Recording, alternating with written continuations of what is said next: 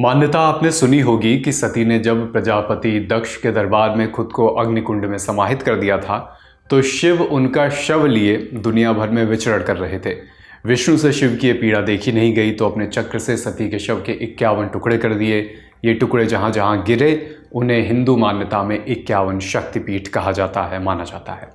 51 शक्तिपीठों में से जहाँ सती का हिंगोल यानी सिंदूर लगा माथा गिरा उस जगह को हिंगलाज मंदिर के रूप में पूजा जाता है।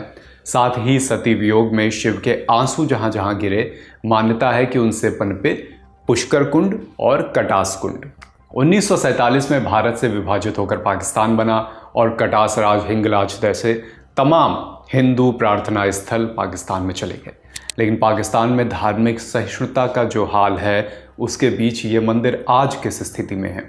इतने वर्षों में इन मंदिरों को क्या क्या सहना पड़ा, किस तरह इन्होंने अपना अस्तित्व बचा कर रखा, ये सवाल पाकिस्तान के मंदिरों के जिक्र के साथ जहन में आ ही जाता है। आज तारीख में इन्हीं की कहानी। Brought to you by Hire and Sonata.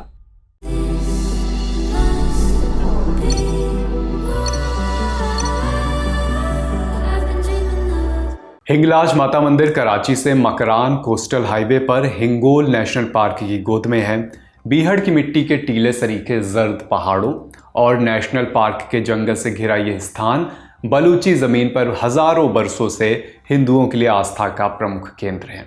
अगर हिंगलाज किस्सों में महाभारत काल यानी 5000 वर्ष से शामिल हुआ तो 1000 वर्ष से ज़्यादा पहले से इसके ऐतिहासिक प्रमाण भी मिलते हैं। जैसे कि भारत में केदारनाथ उत्तराखंड के दुर्गम पहाड़ों में स्थित है, वैसे ही कमोवेश हिंगलाज भी बलूचिस्तान के दुर्गम क्षेत्र में स्थित है। हिंगलाज मंदिर की ऐतिहासिकता के बारे में जर्गेन इस्काफ लेकनर अपनी किताब Hinglaj Devi identity change and solidification at the Hindu temple in Pakistan इस नाम की किताब में लिखते हैं, हिंगलाज की प्रामाणिकता धार्मिक ग्रंथों के आधार पर काफ़ी पुरानी है, लेकिन कुछ ग्रंथ जो ऐतिहासिकता की कसौटी पर खरे हैं उनमें से पीठ निर्णय और तांत्रिक चूड़ामणि में हिंगलाज माता का जिक्र 51 शक्तिपीठों में पहले स्थान पर मिलता है। इसे सती के ब्रह्मरंध्र यानी सिर के अग्रभाग के रूप में चिन्हित किया गया है। पाकिस्तान के खत्री, भाटिया और लोहाना समुदाय के लोगों ने हिंगलाज मंदिर को लोकप्रिय बनाने में वहां पर बड़ा योगदान दिया।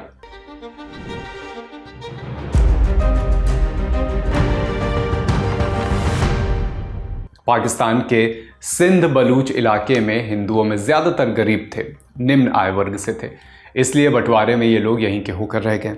लसबेला ज़िले के सिंधी हिंदुओं में लोहाना समुदाय के लोगों ने ही हिंगलाज सेवा मंडली के तहत इसके वर्तमान रूप को बरकरार रखने में अपना योगदान दिया।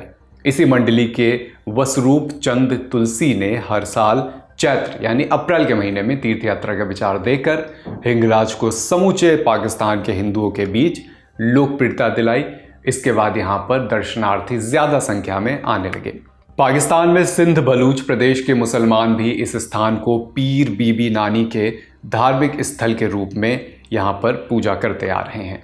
चार्ल्स मैसन ने 1842 में अपने लिखे एक लेख में इसका जिक्र किया।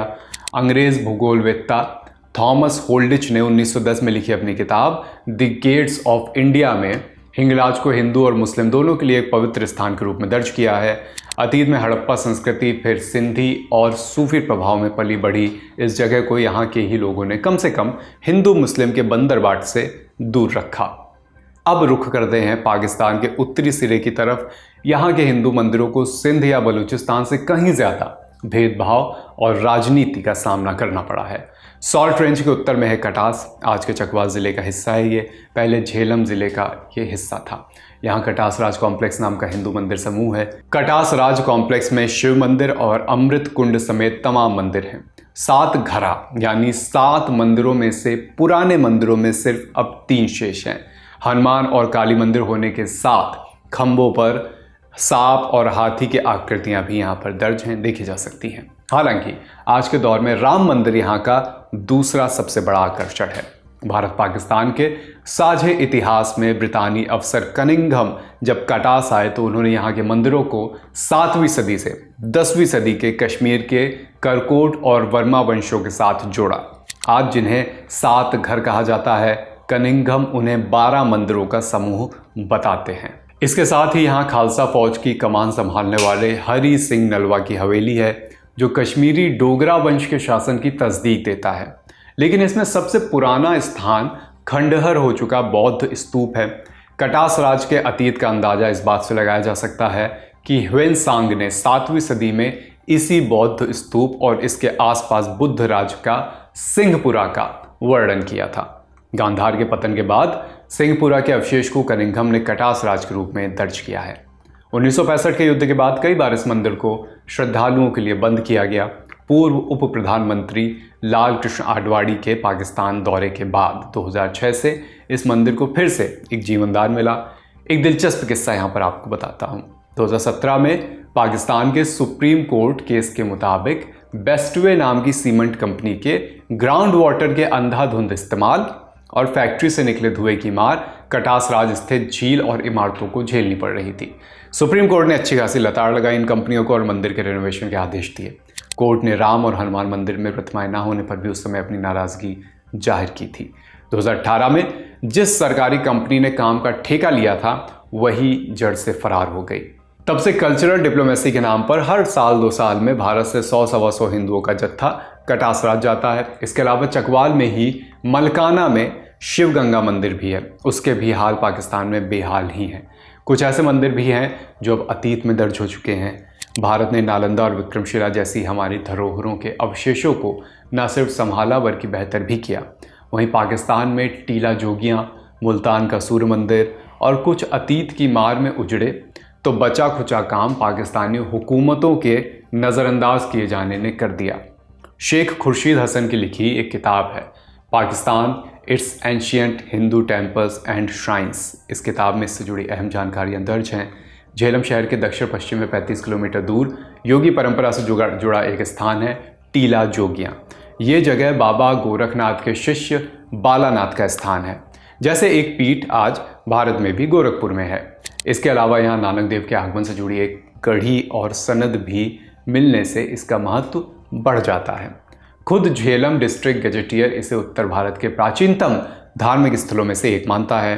टीला जोगियाँ पर 1748 में अहमद शाह दुर्रानी का कहर सबसे महत्वपूर्ण घाव रहा। इसके बाद महाराजा रंजीत सिंह ने इसे दोबारा रिहाइश में तब्दील किया, लेकिन विभाजन के चलते टीला जोगियाँ के बाशिंदे पाकिस्तान से भारत आने को मजबूर हुए। तब से ये जगह राह तक रही है कि कभी दिन बदलेंगे। ऊपर मुल्तान का जिक्र आया, आपको वीरेंद्र सहवाग की 309 रनों की टेस्ट पारी याद होगी। कहलाए थे मुल्तान के सुल्तान, लेकिन ये मुल्तान एक समय सूर्य मंदिर और शहरी शौकत के लिए मशहूर था।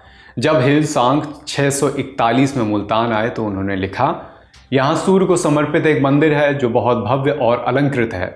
सूर्यदेव को सोने में ढाला गया है और कुछ रत्नों से उनका विवरण बेहतर किया गया है। पंच देश के राज्य और राजा यहाँ रत्न आभूषण समेत भेंट देना नहीं भूलते।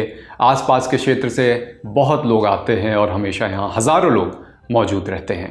अरब से जब मोहम्मद बिन कासिम, मूल स्थान जिसको आज मुल्तान कहा जाता है, वहाँ आए तो उसके साथ आए अल मसूदी और अल इक्ताखरी ने अपनी तवारीखों का नाम सुनिए, किताब मुरूज अल थाहब वमादिन अल जौहर और किताब मसाली अल ममालिक में मुल्तान के ऐश्वर्य का लेख दर्ज किया। मुल्तान के मंदिर के जोड़े जाने का पहला जिक्र किताब अल हिंद में मिलता है। बर्नी ने करामातियों को इसके लिए जिम्मेदार माना। इसके कॉन्ट्रास्ट में 17वीं सदी में फ्रेंच यात्री थेवनॉट इसे 1666 में समृद्ध शहर और सूर्य मंदिर के होने की तस्दीक करते हैं। फिर कनिंघम की माने तो मुल्तान के सूर्य मंदिर को नेस्तनाबूद करने का काम औरंगजेब के हिस्से जाता है। हुआ जो भी हो, लेकिन 18वीं सदी से मुल्तान के सूर्य मंदिर के सिर्फ अवशेष मिलते हैं। उसके बाद से आज तक जर्जर अवशेषों को सिर्फ और सिर्फ नज़रअंदाज किया गया है। सिद्धार्थ जोशी ने अपने आर्टिकल द वॉन्डरर से पाकिस्तानी सरकार की नज़रअंदाजी को बयान करते हुए इसे लाइमलाइट दी थी।